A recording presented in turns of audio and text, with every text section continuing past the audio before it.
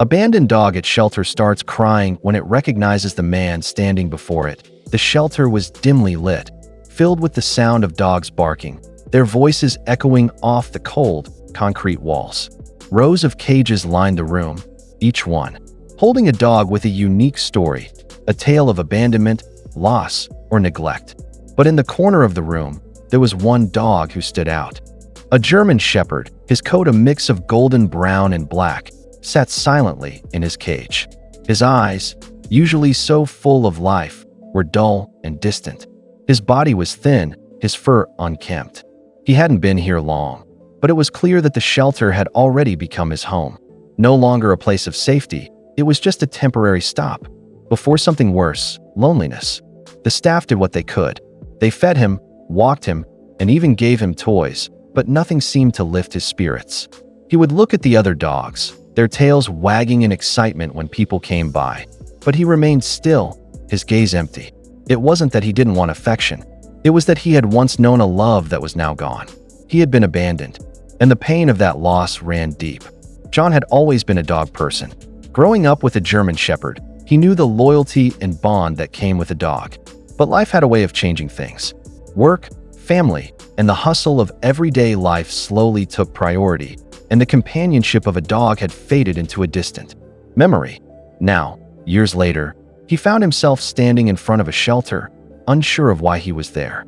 Maybe it was guilt, maybe it was loneliness, or maybe he just missed the comfort of having a dog by his side. He had recently moved to a quieter neighborhood, one that seemed perfect for a dog. After a long week of thinking about it, John finally decided it was time to adopt. As he walked through the shelter, past row after row of barking dogs, he felt a mix of excitement and uncertainty. He wasn't sure which dog he was looking for. He only knew that when the time was right, he'd feel a connection, just like he had with his old dog. And then, as he walked past the cages, something caught his eye. There, in the corner, was a German shepherd. His gaze was fixed, his ears twitching at every sound.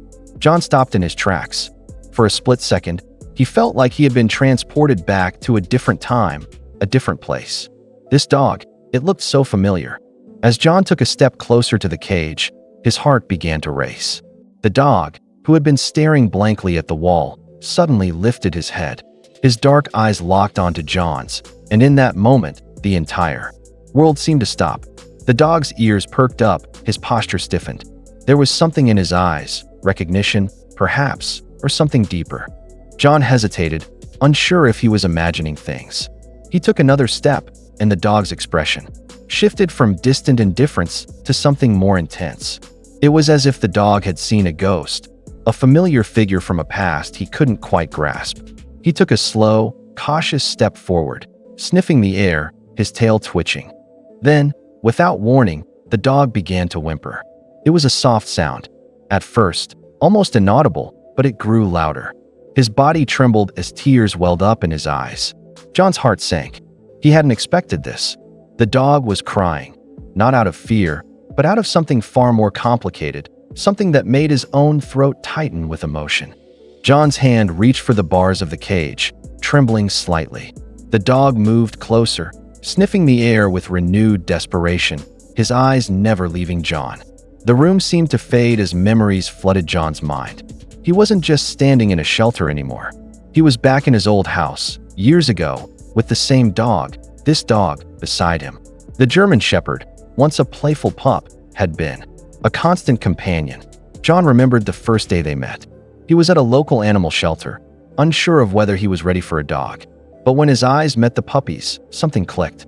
It was as if the dog had already chosen him, its big brown eyes filled with trust and loyalty. John couldn't resist. He had taken the dog home that day, and from then on, they were inseparable. Together, they shared countless walks in the park, lazy afternoons on the couch, and unforgettable adventures. The dog, whom John named Max, had been there for him during some of the toughest times of his life.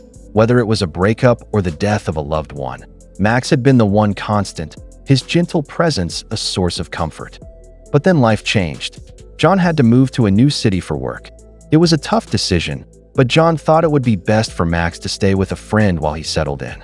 As the months passed, John's life got busier, and his visits to Max grew less frequent. The guilt of not being there for him weighed on his heart. Eventually, Max was left behind, in a home he once knew, now feeling abandoned. John shook himself. Out of the trance, his heart racing. The dog was no longer just a face in a cage. It was Max, his old companion, standing right before him. The recognition hit him like a wave, and for a moment, he wasn't sure if he was dreaming. His hands trembled as he reached out, lightly touching the cold bars of the cage. Max's eyes were locked on his, still brimming with unshed tears, his whole body tense with anticipation. "Max?" John whispered, his voice barely audible. He didn't know if the dog would respond, or if he was just grasping at straws, hoping for a miracle. But then, something happened. Max's tail, stiff and motionless for so long, slowly began to wag. It was tentative at first, as if the dog wasn't entirely sure it was safe to believe this moment was real. But the wagging grew stronger, faster, as Max took another step forward, pressing his nose against the bars. John's breath hitched.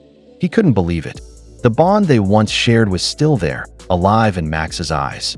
With a slow and cautious motion, Max raised his paw, gently pawing at the bars, almost as if asking John to let him out.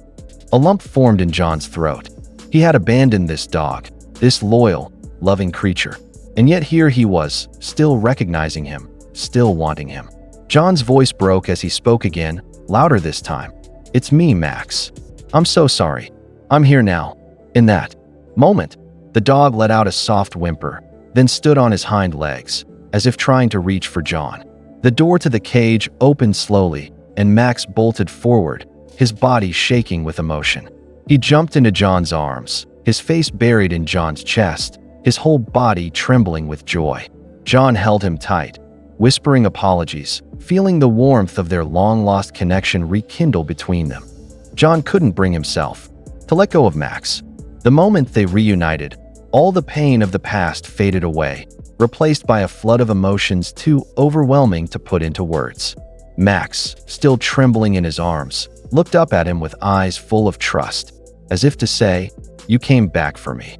The shelter worker, who had been watching the reunion in silence, stepped forward, her eyes soft with understanding. "It looks like you two have a strong bond," she said gently. "If you're interested, we can start the adoption process." John didn't need a second to think. His heart had already made up its mind. "Yes, I want to adopt him," he said, his voice firm but filled with emotion. He didn't care about anything else anymore. Max was coming home with him. The worker smiled and began filling out the necessary paperwork. As Max licked John's face, he knew that this was the start of a new chapter for both of them. No more goodbyes. As John walked out of the shelter with Max by his side, he felt an overwhelming sense of peace settle over him. The years of regret, the guilt of leaving Max behind, all seemed to vanish in that one moment. Max, now safely nestled beside him, seemed to sense the change as well. He walked with a newfound spring in his step, his tail wagging with excitement. As they made their way to the car, John couldn't help but reflect on the depth of their bond, the kind of love that transcends time and distance. It wasn't just about finding a dog to adopt. It was about healing the wounds of the past and reclaiming what was lost. Max had never truly forgotten him, and now they were together again, stronger than ever. John looked down at Max, who was gazing up at him with eyes full of loyalty. "We're home now, buddy,"